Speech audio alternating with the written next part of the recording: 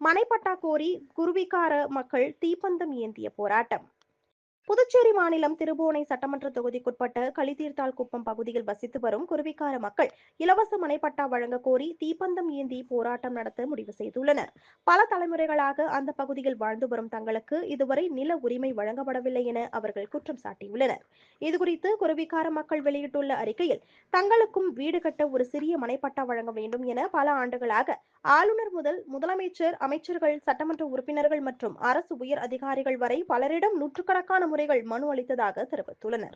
ஆனால் ஒவ்வொரு முறையும் சில நாட்களில் வழங்கப்படும் என்ற உறுதிமொழிகள் மட்டுமே கிடைத்ததாகவும், நடைமுறையில் எந்த நடவடிக்கையும் எடுக்கப்படவில்லை என்றும் அவர்கள் தெரிவித்தனர். குடிநீரில் கழிவுநீர் கலந்ததால் முத்தியால்பேட்டை தொகுதிக்குட்பட்ட சோலைநகர் பகுதியில் பொதுமக்கள் மற்றும் அதிகாரிகளிடையே வாக்குவாதம்.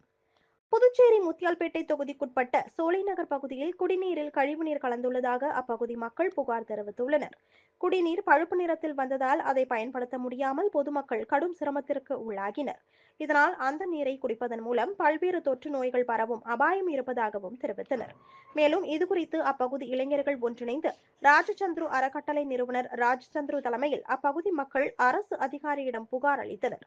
அப்போது பொதுமக்கள் மற்றும் அதிகாரியிடையே வாக்குவாதம் ஏற்பட்டதால் அந்த பகுதியில் சிறிது நேரம் பரபரப்பு நிலவியது. மேலும் குடிநீர் பிரச்சனையை உடனடியாக சரி செய்ய வேண்டும் என்றும் பொதுமக்கள் கோரிக்கை வைத்தனர். திருநள்ளாறில் உள்ள உலக பிரசித்தி பெற்ற ஸ்ரீ சனீஸ்வர பகவான் ஆலயத்தில் சனிப்பெயர்ச்சி விழா வெகு விமரிசையாக நடைபெற்றது.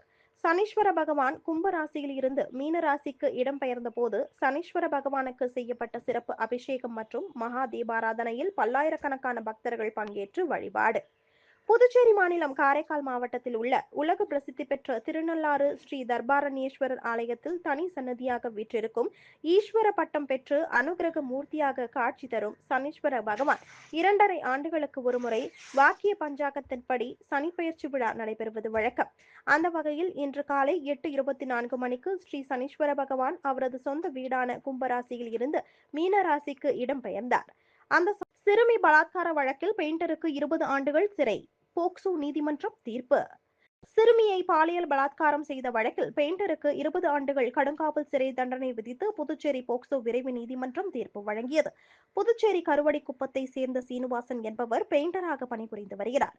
கடந்த 2024 வருடம் பிப்ரவரி மாதம் 3ஆம் தேதி அன்று அதே பகுதியில் வசிக்கும் 14 வயது சிறுமியின் வீட்டிற்குள் புகுந்து பாலியல் பலாத்காரம் செய்ததாக குற்றச்சாட்டு எழுந்தது. இதுகுறித்து லாஸ்பேட்டை போலீசார் வழக்கு பதிவு செய்து சீனிவாசனை கைது செய்து விசாரணை நடத்தினர். இந்த வழக்கு புதுச்சேரி போக்சோ விரைவு நீதிமன்றத்தில் நீதிபதி சுமதி முன்னிலையில் விசாரணைக்கு வந்தது. வழக்கின் விசாரணை முடிவடைந்ததை தொடர்ந்து நீதிபதி தீர்ப்பு வழங்கினார். அதில் குற்றம் நிரூபிக்கப்பட்டதால் சீனு